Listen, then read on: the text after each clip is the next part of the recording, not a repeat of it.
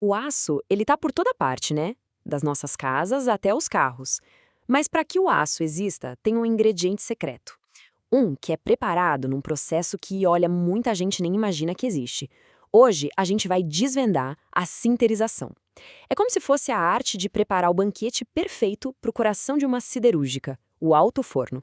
Para a gente entender o que é a sinterização, primeiro a gente precisa sacar qual é o problema que ela resolve. Imagina o coração de uma usina, o tal do alto forno. Ele é uma estrutura gigantesca, mas ele tem um desafio físico que é até surpreendente. Ele precisa literalmente respirar para funcionar. A resposta para esse problemão está numa pergunta bem simples. Pensa só, o que acontece se a gente tentar soprar ar num monte de farinha, por exemplo? É quase impossível, né?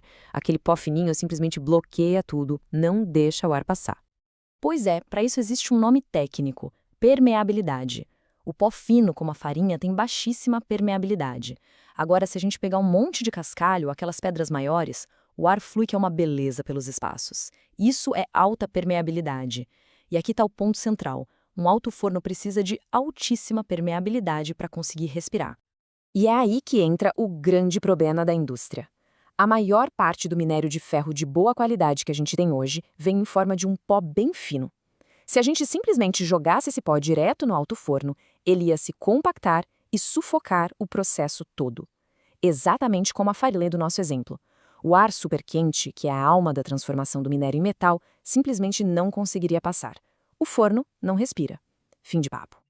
Então, como é que se resolve esse problema de sufocamento? Com uma solução super engenhosa. A sinterização é basicamente uma receita industrial para transformar esse pó, que seria inútil sozinho, no ingrediente perfeito para o alto forno. E o resultado desse processo todo é o sinter. O que ele é essa massa sólida e porosa. A grande sacada aqui é que as partículas fininhas são aglomeradas, elas se fundem umas nas outras, mas sem derreter por completo, criando uma estrutura que é ao mesmo tempo resistente e cheia de espacinhos abertos. Para entender isso, a melhor coisa é pensar em fazer um bolo. Sério, a gente pega ingredientes finos e soltos, tipo farinha, açúcar, mistura tudo e leva para o calor. O que sai do forno? Algo sólido, coeso e com uma estrutura interna cheia de buraquinhos, porosa. É exatamente isso que a gente precisa. E quais são os ingredientes dessa receita industrial? Bom, primeiro, o principal de todos, os finos de minério de ferro. Depois, a gente precisa do combustível para o forno, que são os finos de coque, para gerar todo o calor. E por fim, entram os temperos químicos, que a gente chama de fundentes, como o calcário, que vão ajudar a purificar o metal lá na frente. Ok, com os ingredientes na mão, como é que esse bolo industrial é realmente assado? Vamos dar uma olhada no passo a passo de como o sinter é fabricado de verdade.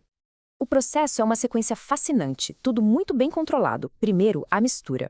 Os ingredientes são umedecidos e misturados para formar umas bolinhas pequenas, as pelotas.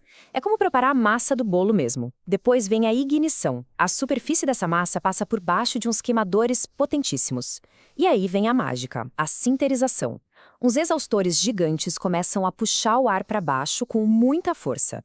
Isso faz com que uma onda de calor desça por toda a mistura, fundindo as partículas no caminho. E no final, aqueles blocos enormes de sinter que se formaram são quebrados e peneirados, para garantir que só os pedaços no tamanho ideal cheguem no alto forno. Mas olha, todo esse trabalhão tem um motivo. E que motivo? O objetivo é criar um material perfeito para alimentar o alto forno. O sinter não é só um quebra-galho para o problema do pó, ele é um produto de altíssima performance. Um sinter de qualidade tem umas características que são fantásticas. Ele é super forte, não vai esfarelar sobre o peso de toneladas de material dentro do forno e, o mais importante de tudo, ele é poroso como uma esponja. Isso resolve de vez aquele problema da respiração, permitindo que os gases quentes passem livremente por ele, fazendo o trabalho mágico de transformar o minério. E na prática, o que isso significa? Os resultados são impressionantes. Usar sinter deixa a operação do alto forno muito mais estável, mais previsível. E isso se traduz diretamente em mais produtividade e menos consumo de combustível. Resumindo, a usina produz mais aço, gastando menos energia. Simples assim.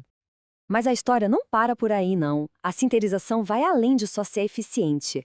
Ela tem um papel fundamental para deixar o processo siderúrgico mais inteligente e também mais sustentável.